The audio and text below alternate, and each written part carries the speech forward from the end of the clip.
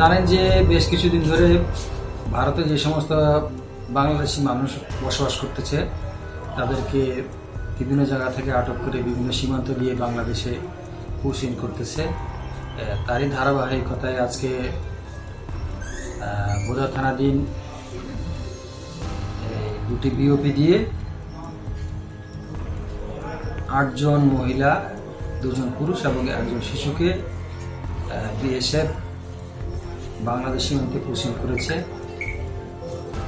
BGB তাদেরকে আটক করে বোদা থানা হেফাজতে এনেছেন।